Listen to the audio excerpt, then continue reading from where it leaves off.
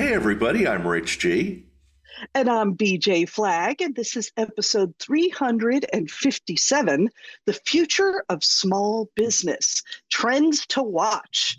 Richard, this is going to be a good one. I know.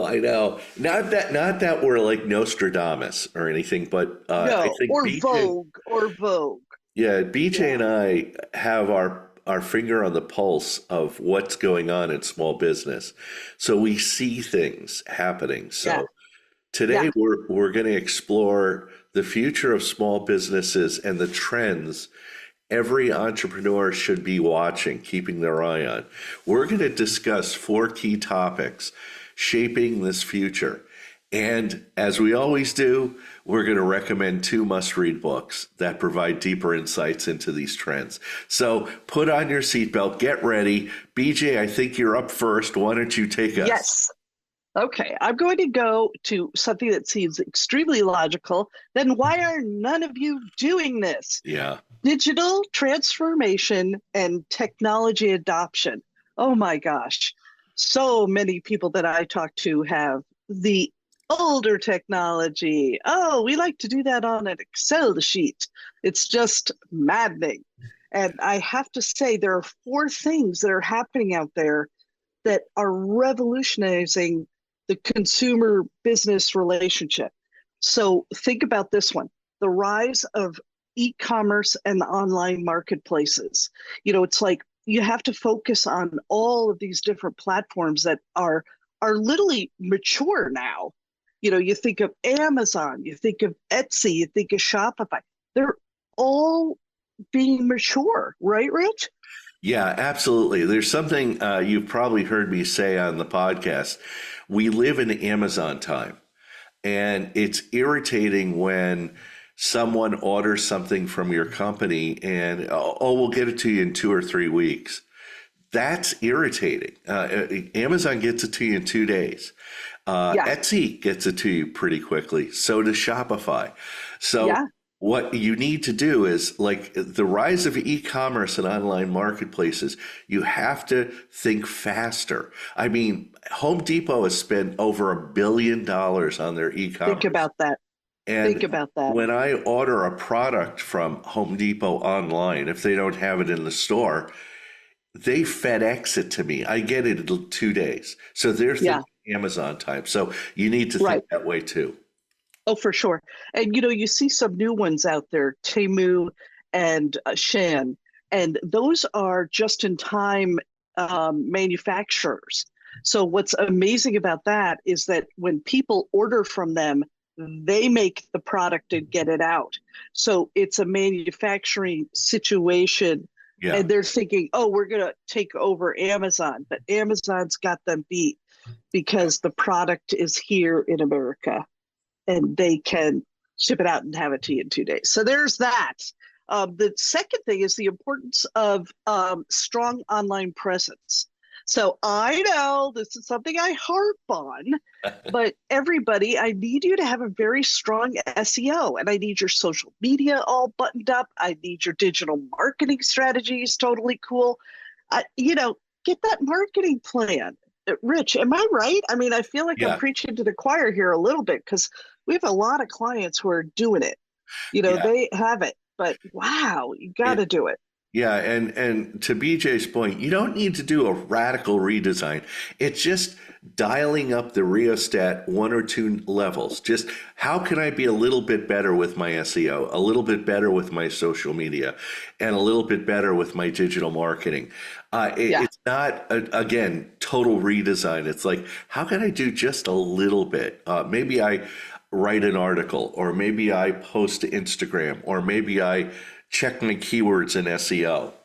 right, right. I'm not asking everybody. I was talking to one client, and you can't see me right now, but I talked to one client, and let's just say they were down on floor one, and they kept talking about incredible strategies that would be more like floor 10. Yeah. And I said to them, guys, I just need you to go to floor two. That's all I need. I just need to make it happen. Also, I gotta say that the adoption of AI and automation, whoa, everybody's all scared. But you know what, guys? We've been doing this now for about 5 years.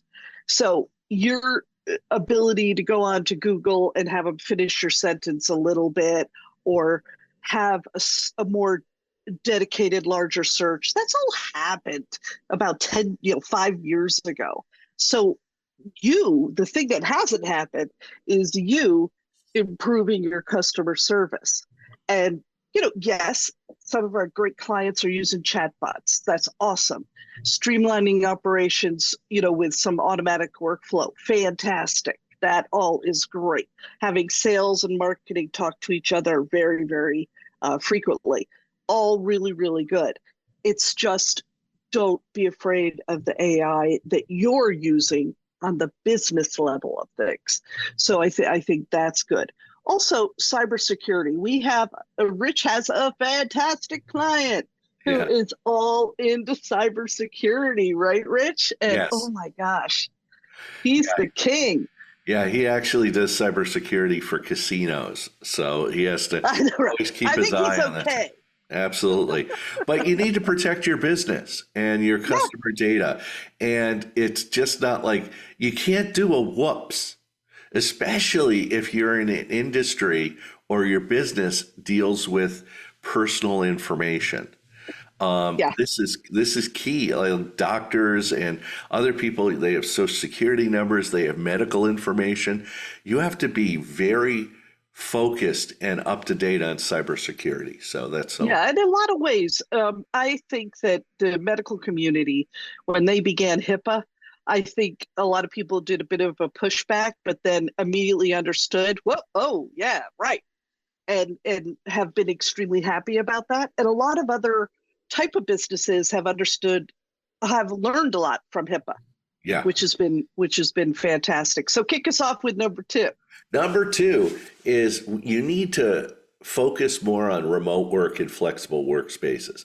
I'm not Yeah, talking about total work from home type of thing, but having more flexible focus on how people work. I mean, the impact of COVID-19 on our work culture and the shift more towards remote work was a long time coming. I mean, we, oh we yeah, had the technology. It was amazing to watch how fast we just shifted into using Zoom and that sort of thing because it was all yeah, there. It's not like they invented it. It was all there. And the benefits of remote work for small businesses, you're going to get like you're going to save a lot of money. Second, yes, you're going to access a broader talent pool. You don't necessarily have to hire people that live in a radius around your location. And then finally, you're getting employee satisfaction. They're not sitting in a car oh, for an hour or 2 hours each day. They're at home. And I know there are pros and cons about that. We could talk more about this on another podcast. But yes, no, that's so true.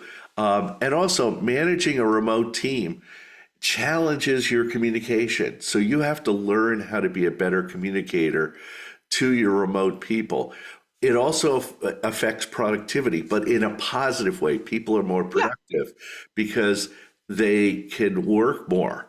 And then finally, maintaining your company culture. That's the most important thing because when everybody's going to a building and you're all together, you have a culture. When people are all spread out, it's right. hard to develop it. So you have to think of innovative ways to maintain that company culture. So this is a big thing that's happening in work right now. And BJ, what do Yeah. you have to say about this? Well, I would have to say that, like, personal experience, we all travel and we all are all over everywhere. And the biggest thing that we all say is just so that the way our customer service is handled, how we all react to customers remains, that's where our corporate culture is embedded. And everybody feels like we all sound the same, handle a problem the same, do the things, and it's very, very positive. And I think that we don't shy away from saying, hey, listen, would you prefer being close to where you are up in Milford, say, which is, an hour and a half from the headquarters? um, Maybe you need a little co-working space. You know, maybe you need a little something that's a flexible, office solution that might work for you. It might be just the thing. We die laughing when clients come and work at our place for 4 hours.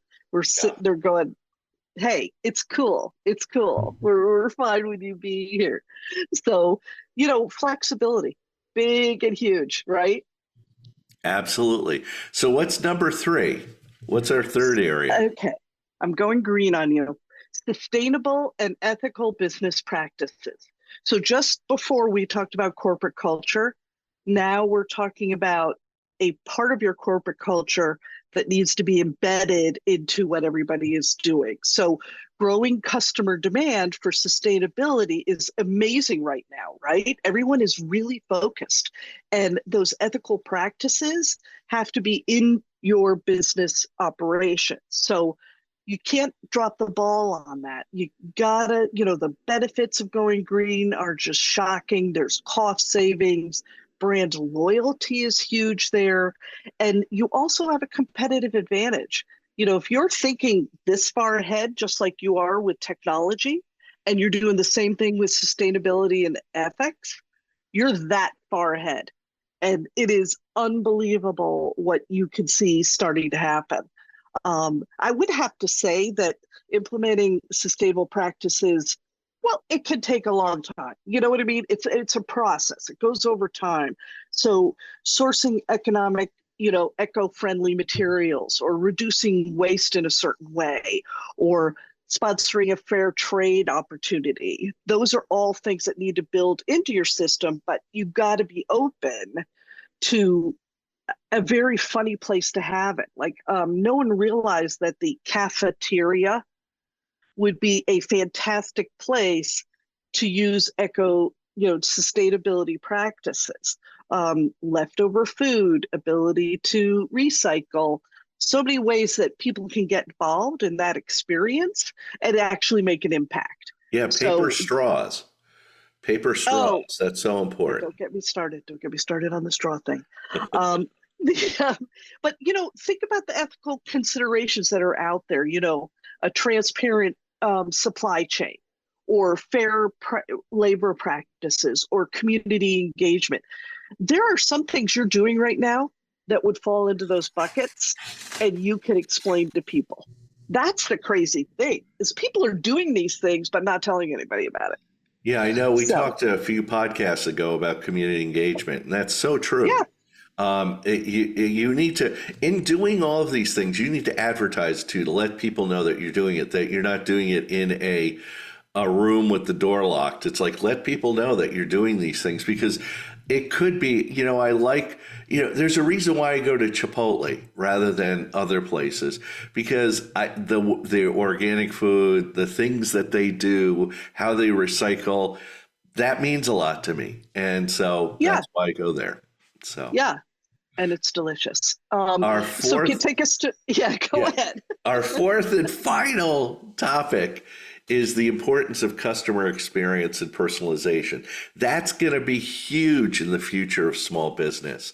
The shift from a product centric to a customer centric business model is so important. To start to think about, how do I satisfy the customer, rather than here are products and come and buy them. Utilizing data. I mean, this has been around for 20 years, but small businesses don't do this. And analytics, and BJ, you could talk about this forever, to understand your Exactly. customer preferences. Where are they going? What are they reading? What products are they looking at? Which ones are they buying? Where are they buying it? And their behaviors when they use it is going to help you in your purchasing, in your customer service, almost everything. Yeah. And when you personalize the customer experience, you could use technology to do this. You could tailor your marketing messages. You could have better product recommendations for key people, and loyalty programs. If your customer's loyal to you, you need to be loyal to them. Give them 10% off. Or, I mean, every time I open my email, CVS is sending me $10 off coupon because you've done so much business with us. And I'm like, okay, Right. I'll go there again if I'm going to get free $10. BJ? And you know what I find pretty amazing is a loyalty program is so easy to set up. And it could be advanced knowledge on a new product or Yeah. service. The first in, that kind of stuff. I don't want to talk about Taylor Swift, but her Yeah. VIPs got a little advance on, when tickets were going to drop. So just a little bit of those type of things creates also a need. They want you more. So loyalty programs are a great way to kind of push in the message. Absolutely. Absolutely. Well, BJ, why don't you tell us about our first book that we're Oh talking my gosh, you're going to love this book. It's called The Lean Startup by Ries. You're going to love it. It's the introduction to that methodology of lean startup. So build, measure, learn, feedback loop. So it's like a really cool way, even if you wrote those things on a piece of paper and then kept reading the book, you would be flipping out with everything that you're going to learn. You're going to learn about the concept of validating learning, importance of developing a minimum viable product, very important, how to pivot, when and how to change the direction and why you need to do that based on customer insights. And then my favorite, the case studies are fantastic. It's like reading a who's who. It's the best book. So I would suggest it. Yeah, and why this is relevant to our topic today, this book is going to help you understand how to efficiently use your resources and reduce waste, and encourages a culture of experimentation and innovation, which is crucial Yeah. for staying competitive, which is all the things that we've been talking about today. Right. Absolutely. So our second book that we have is Digital Minimalism by Cal Newport. I think we've talked about a Mm, few books from Cal.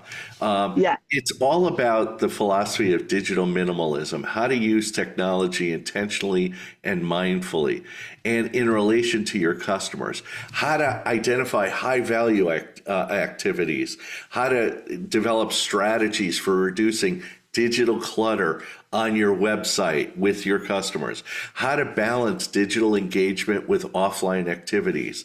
And then he gives real life examples of individuals and businesses that have benefited from this digital minimalism. It's a great. Yeah. It's a really good book and it offers really practical advice to the small business owners to manage all their digital overwhelm. That's the biggest thing. It's bothering you, but it's also bothering your employees. And this is a Yeah. fantastic book to just bring it down. And it provides incredible insights in creating a focused and efficient work environment, which is really just so important in this highly fast-paced digital world. So that's a wrap.